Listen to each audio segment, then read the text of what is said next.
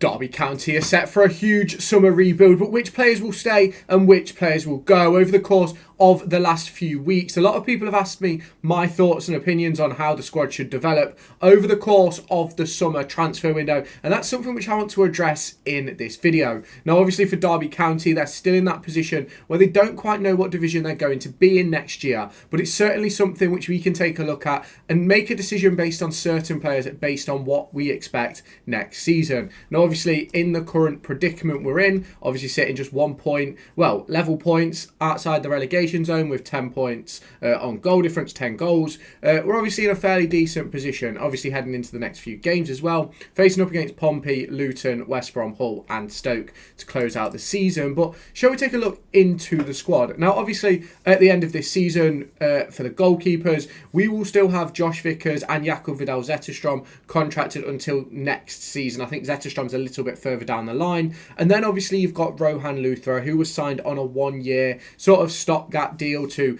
give the likes of Harry Evans and Jack Thompson the opportunities to go out on loan. Now, unfortunately for Harry Evans, on a personal level, I think he picked up an injury early on in the season and wasn't back till around December time, if I remember correctly. And then Jack Thompson has ended his season early as well. Ended his season early, whereas he was available at the start, and ultimately that's limited the options for them to go out on loan. Now, I believe right now Rohan Luthra is on an emergency loan at Spennymoor, where he's helped them progress to the FA Trophy final, which I think that's the competition that Dejan Brown won last year with Gateshead, but you can correct me if I'm wrong down in the comments, obviously. Now, for me, I think Josh Vickers is a valid effort for number 2. If someone comes in for him, would I let him go? Probably, but I can't really see anybody coming in for him unless it's a potential of Matt Hamshaw getting a full-time deal at Rotherham, potentially coming in for him. I can't really see that happening. Obviously, Zetterstrom, I've been really impressed with him over recent weeks. Certainly a player who I'd like to keep. So, sort of in that goalkeeper department, I think Luthra probably is going to want first team football over the course of the next few years, essentially. Now, will he be happy being third choice at Derby with the potential of loan moves and things like that? I'm not entirely sure. That's something which will have to be a decision made by himself and John Eustace over the course of the next few weeks, because who knows, John Eustace might not want Luthra to stay and might want to bring up a Jack Thompson to be the third goalkeeper, or a Harry Evans. And I do know that one of the academy keepers, I think it's Josh Chattel, will be leaving the club at the end of this season, and he's looking for opportunities in non-league and so on and so forth, which will be interesting to see where he does end up, because he's had quite a decent rise in football. I think he came through the non-league pyramid, and then obviously came to Derby County as a scholar, then got his professional contract, and now will be heading out at the end of that. Now, onto the defensive areas.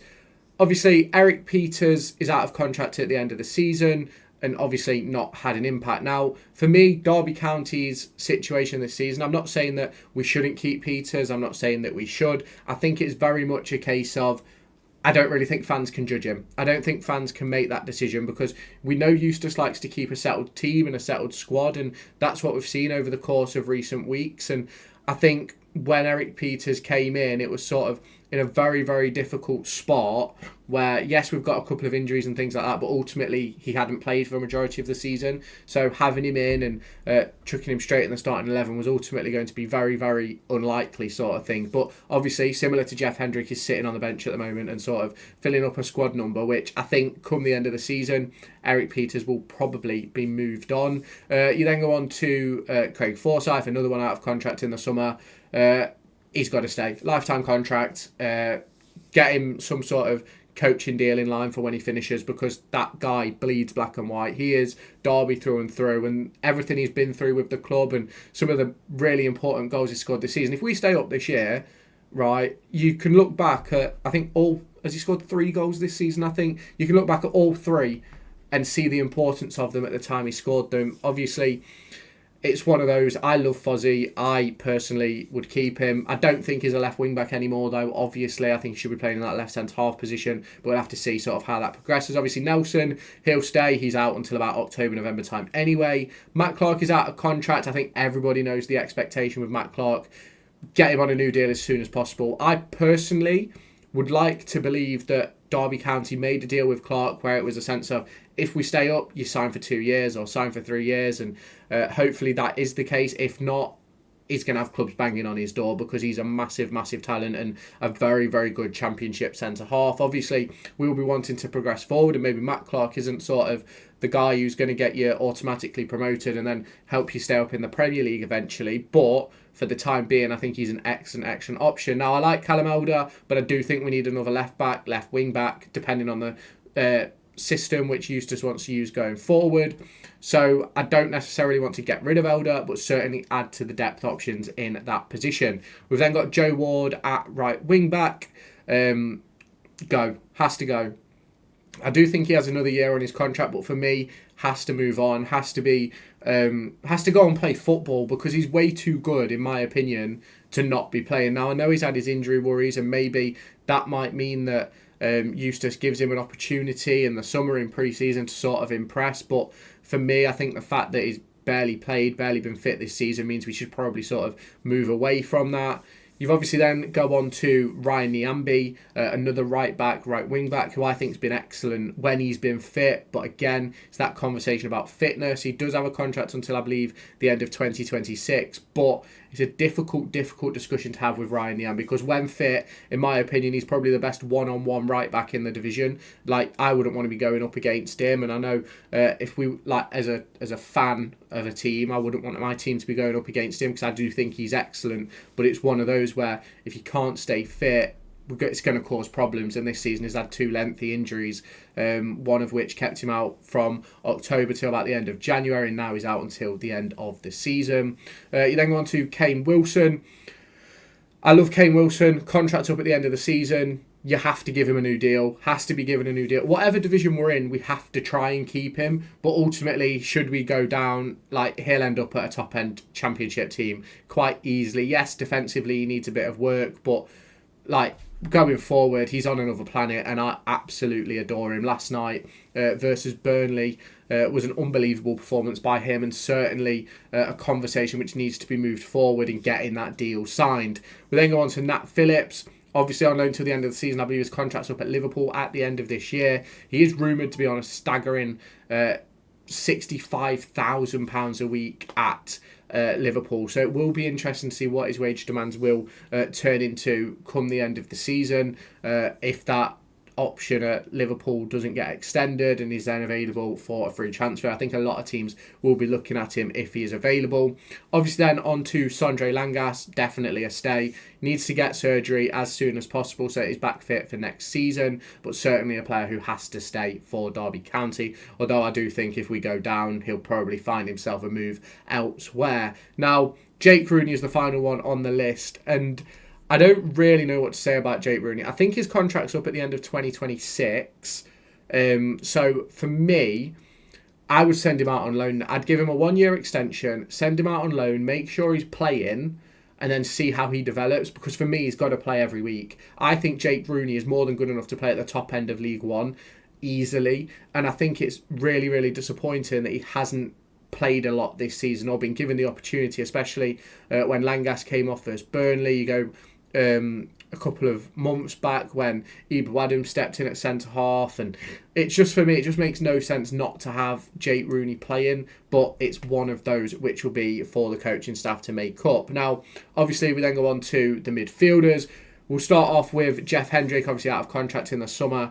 Hasn't played a minute, but he's made it clear that he would like to stay at Derby County, whatever the division, and in my personal opinion, I'd give him another year, because I think in the end this can work out to be a great deal for Derby's academy, not necessarily the first team, because the experience he brings of coming through the youth setup at Derby, playing in the Premier League and playing at the top level, and obviously he's had a great career. I think that would be really good to sort of have for those young lads, especially the ones from Ireland. You look at the likes of Freddie Turley, who's at Derby County now. It's someone who they will know a lot about, that they can look up to, and I think that's really important for teams in the academy. And I'm not saying Jeff Hendrick's going to be a player picking up a wage to not play, because I think if he was to sign on for another year, I do think he'd obviously get game time next year, but it's one of those where I think it'd certainly have a massive impact on those in the academy.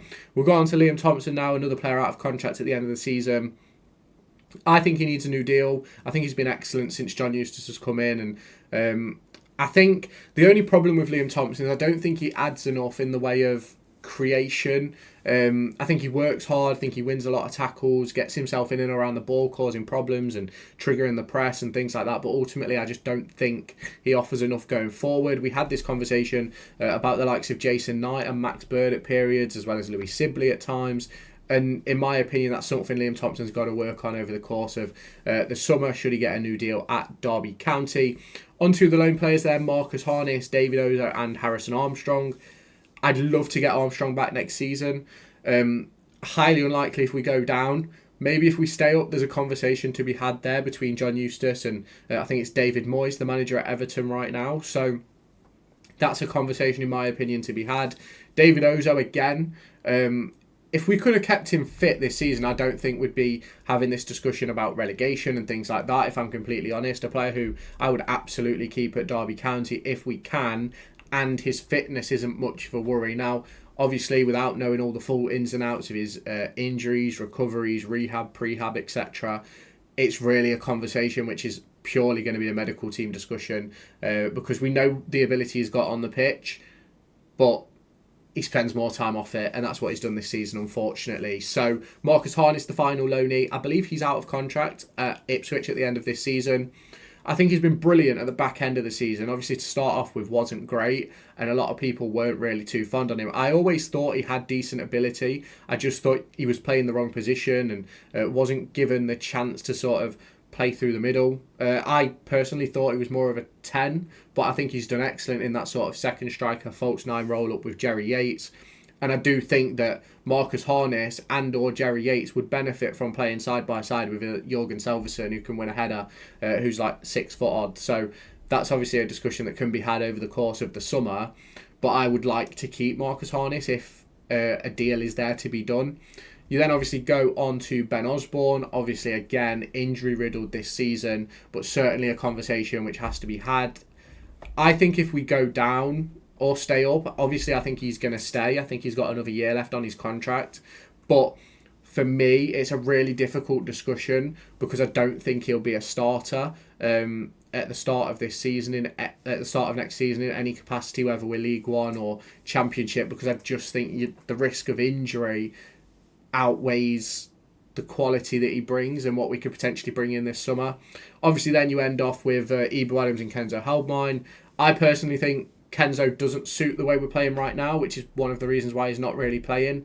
But I do think if you can sort of build a system which fits him, which I think John Eustace will do in the summer, because we've got to sort of pick up those pieces of creativity in the midfield, and that's what we haven't really had a lot of the time this season. I do think Kenzo would fit perfectly into that, maybe as sort of the deeper player next to Ibu Adams potentially, or whatever happens over the summer. Obviously, we don't know what sort of system we're going to play. Obviously, Ibu Adams stays. We know that conversation. He's not going to be going anywhere. No matter who the manager was, no matter what division, I can't see him moving.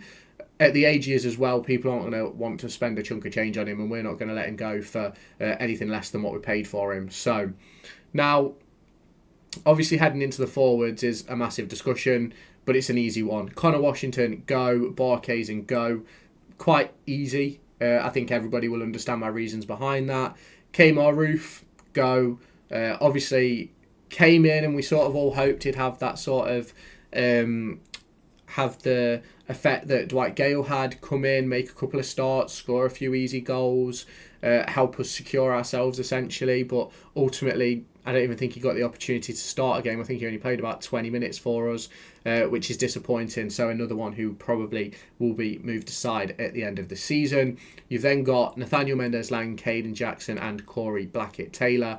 Now, Blackett-Taylor falls into that category like your likes of Ben Osborne, like your likes of Ryan Liambi, and Joe Ward, in fact, where I think there's quality, a lot of quality there, but ultimately hasn't been able to stay fit. And whether that's down to the training regime of the previous management, so on and so forth, I'm not entirely sure. But we'll obviously find that out next season because he's under contract.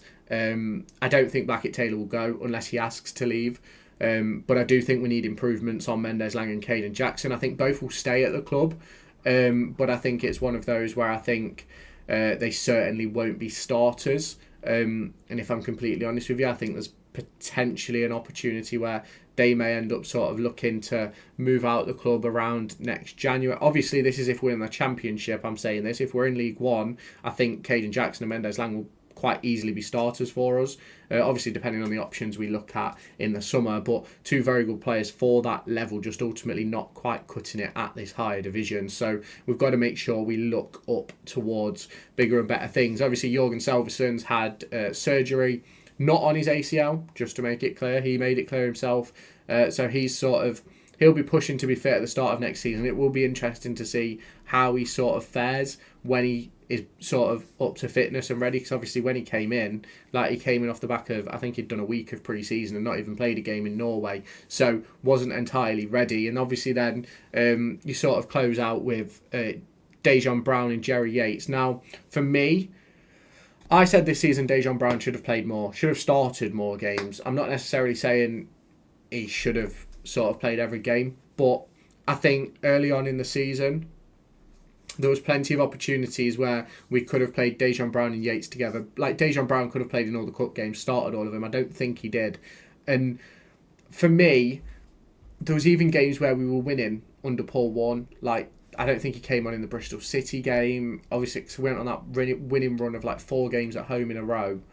Didn't play. Obviously played in that Coventry City game, and I thought he looked fairly okay. But it's one of those where, as a young player trying to get into a senior squad, you need to have those sorts of chances to be able to sort of build into a rhythm. And I don't quite think he ever got that. I don't think he ever made 2 starts in a row for Derby County this season, which is obviously really hard to then sort of build any sort of form or any sort of rhythm. And obviously coming off the bench, it doesn't really give you a great deal of opportunity either.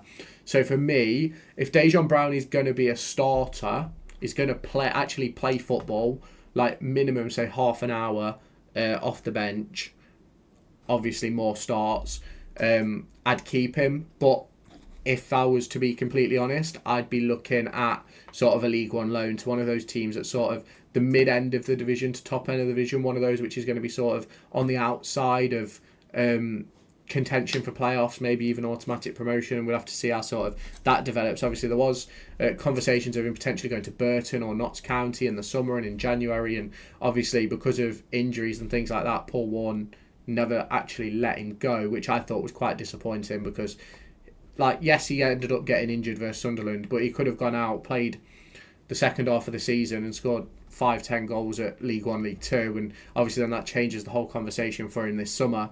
Obviously then ending off on Jerry Yates, I think he's been really good for Derby. I know a lot of people aren't sort of too keen on Yates because like he doesn't score enough, and I agree, he needs to score more, but ultimately for the best part of 10-15 games this season, we had a team that ultimately wasn't really trying to score and was more about, let's just get a point, let's just sit in and defend. And ultimately that's suffered for all the forwards, in my opinion, including that of James Collins when he was still here. Even the likes of Mendes-Lang and Caden Jackson have suffered that as well, with obviously having to play at wing back. And it's obviously a difficult discussion about Jerry Yates because he's not going to be a cheap option, because I think he's contracted for another few years at Swansea, but it's certainly a conversation which needs to be had in the summer, and it obviously all depends on what potential options are going forward for us in the summer. Obviously, as I've mentioned a few times on this channel already, there's a couple of players we've been to look at out in Germany, and that'll obviously be a big conversation to be had if we can get something like that done, where it's something a bit obscure, and obviously that all falls on the recruitment team and also what division we're in. So obviously let me know your thoughts down in the comments. If you have not done so already, make sure you hit that subscribe button and turn on that notification bell to stay tuned for all of my latest Derby County content heading your way. Obviously, we're heading in towards a massive game against Pompey. There's going to be a video out later on today discussing the impact of the results that are currently playing as I'm recording this video, with the likes of Pompey, with the likes of I think Plymouth Argyle and also Oxford United, who are all playing, and that'll come out later on today. So make sure, if you haven't done so already, you've turned on that notification bell so that we can sort of keep up to date with everything that's going on around the leagues at the moment. So I'll catch you later on today in that video.